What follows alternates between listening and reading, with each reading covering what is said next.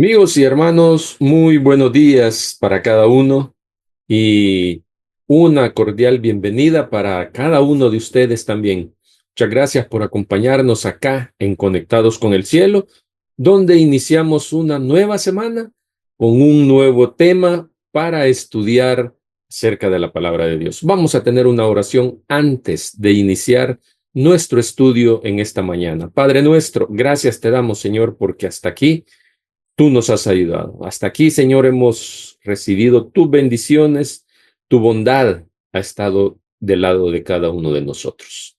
Señor, ahora iniciamos una nueva semana y queremos hacerlo, Padre, siempre conectados contigo.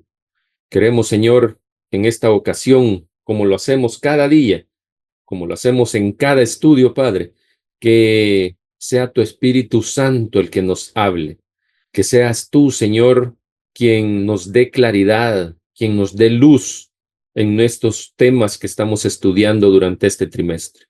Así es que, Padre, solicitamos, pedimos y queremos que tu Espíritu Santo pueda acompañarnos. Bendice a mi hermano, a mi amigo que está ahí al otro lado, Señor, de esta pantalla. Bendícelo junto a su familia y que sus necesidades, Señor, puedan ser suplidas por ti de acuerdo a tu santa voluntad.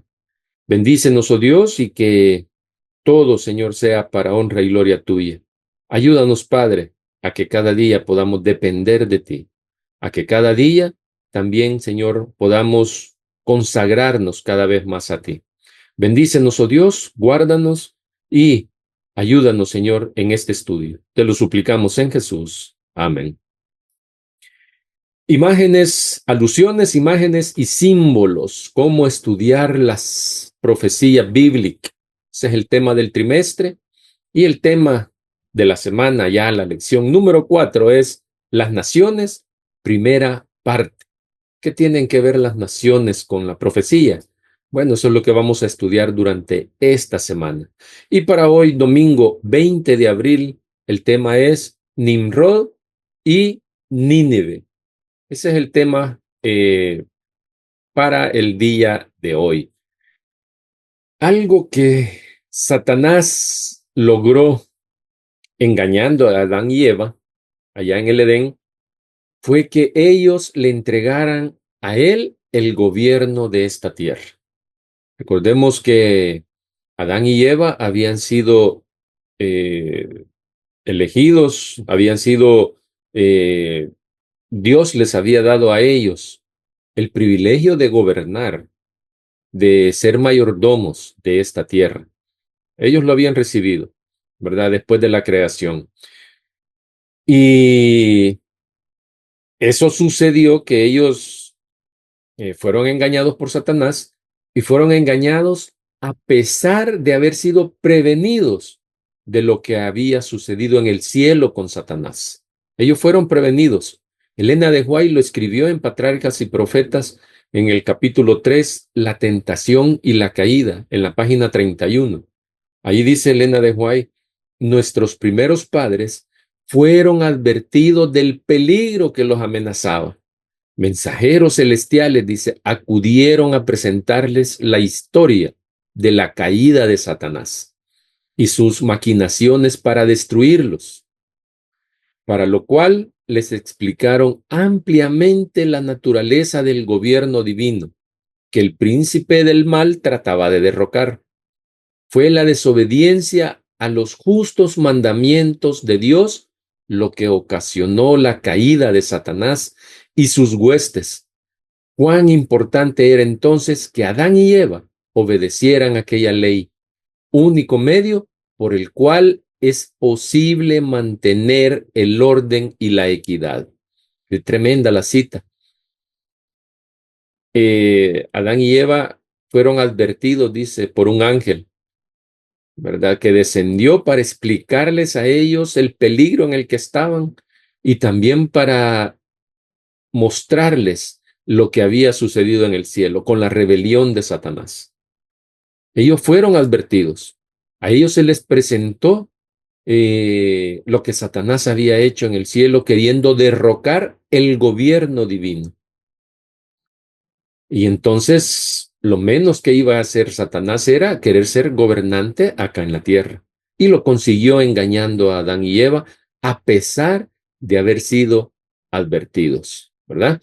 Entonces, a ellos, como dice al final, que ellos, que era importante que ellos obedecieran la ley porque es el único medio por el cual es posible mantener el orden y la equidad, ¿verdad? A ellos les fue mostrado solamente obedeciendo a Dios se podía mantener el orden y la equidad en este mundo. A ellos les fue mostrado eso, ¿verdad? Y así es el gobierno de Dios en el cielo. Y así deseaba Dios también de que fuera acá en la tierra. La única forma de conservar ese estado era que Adán y Eva fueran fieles a la ley del Creador. Y conocemos y sabemos qué fue lo que pasó, ¿verdad? Adán y Eva decidieron, porque ellos tenían el libre albedrío, y eligieron desobedecer, ¿verdad? Y con eso estaban también eligiendo morir también. Y así como Dios no perdonó a Satanás y sus ángeles, tampoco perdonaría a Adán y a Eva su pecado si ellos elegían desobedecer.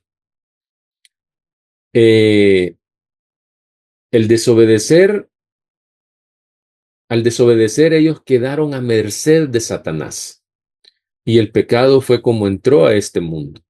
Y así es como se ha venido degenerando todo a través de la historia. La vida, ¿verdad? Porque ya no tenían ellos, ya no tuvieron acceso al árbol de la vida. Y entonces la vida se fue deteriorando, la salud se fue deteriorando, las relaciones personales se fueron deteriorando y así muchas otras cosas que se fueron degenerando en este mundo a causa del pecado. Y Adán y Eva fueron privados de todas las bendiciones que ellos recibían de su Creador.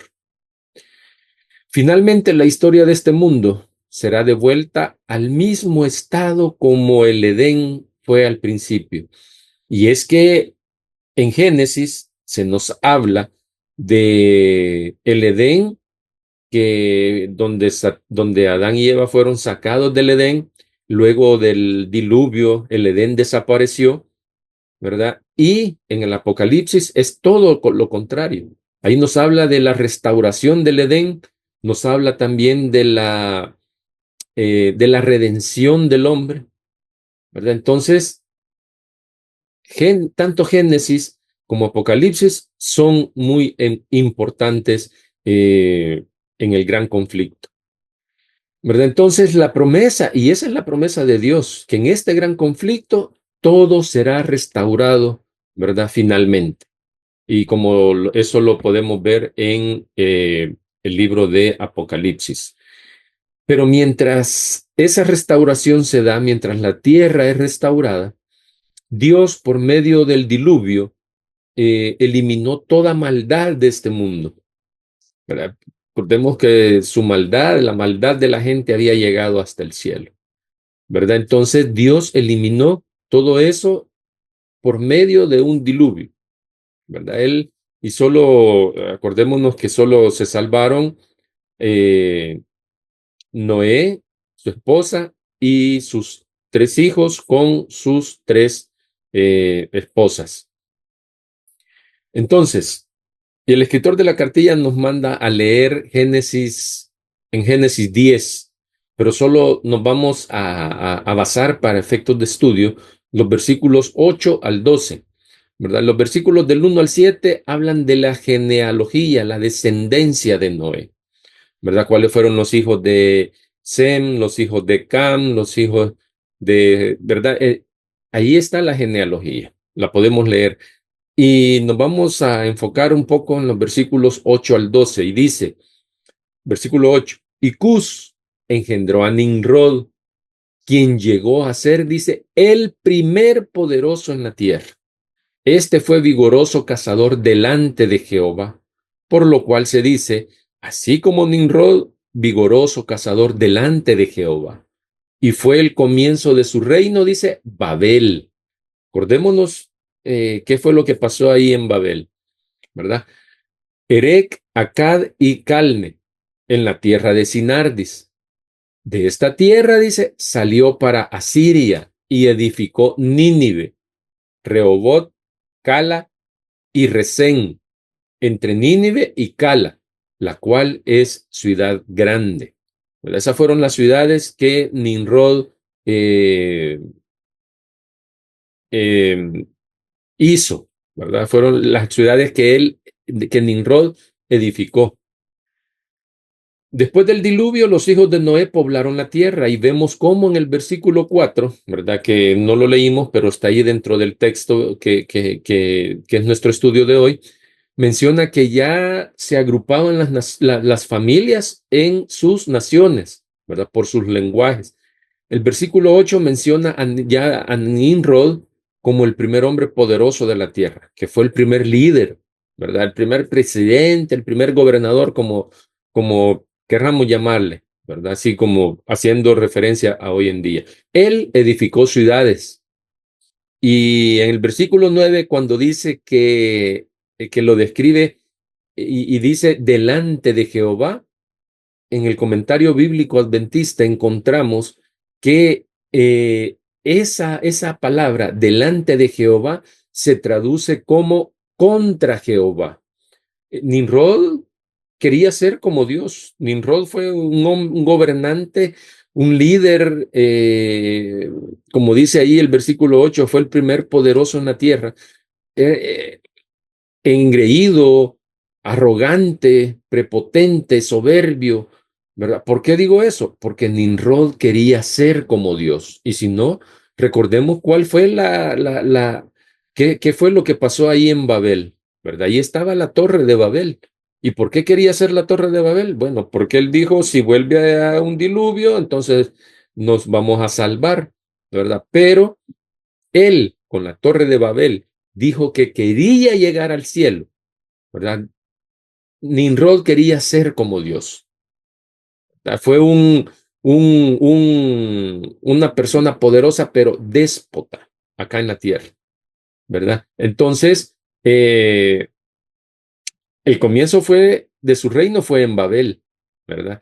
Y sabemos lo que Babel significa, ¿verdad? Sabemos la historia de Babel, como les decía, y Nimrod se estaba rebelando a Dios, se estaba rebelando contra Dios en ese momento, ¿verdad?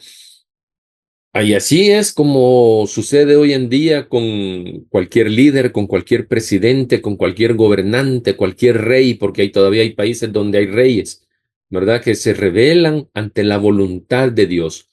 Y aunque ellos mencionan a Dios, pero no hacen su voluntad, no hacen la voluntad de Dios, ¿verdad? Se rebelan, ¿verdad? Solo usan para ganar más poder, ¿verdad? Entonces, desde el cielo ha habido un gobernante y ese modelo era el que Dios quería que existiera acá en la tierra.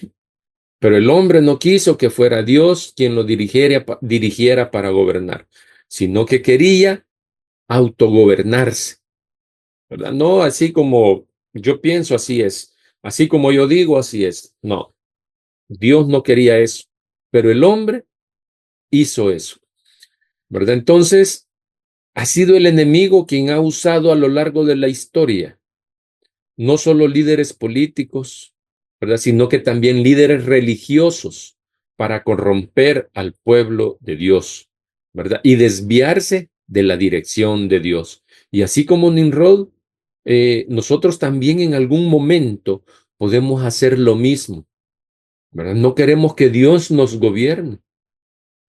Y al final sabemos que bajo el gobierno de Dios todo nos irá bien, ¿verdad? Pero no, somos rebeldes, nos gusta rebelarnos, ¿verdad? Y a veces nos creemos autosuficientes, creemos que nosotros, con nuestro propio conocimiento, por nuestra inteligencia, vamos a hacerla y hacemos a un lado a Dios, ¿verdad? Nos rebelamos contra Dios. Y de la misma manera, déjame decirte que de la misma manera sucede en el campo religioso. Lo mismo sucede en el campo religioso, en el campo espiritual. ¿verdad? También hay autosuficiencia, ¿verdad? Para decir que algunas cosas espiritualmente son correctas, en lugar de permitir a Dios que me diga cuáles son las cosas correctas. En nuestra propia interpretación, en nuestra propia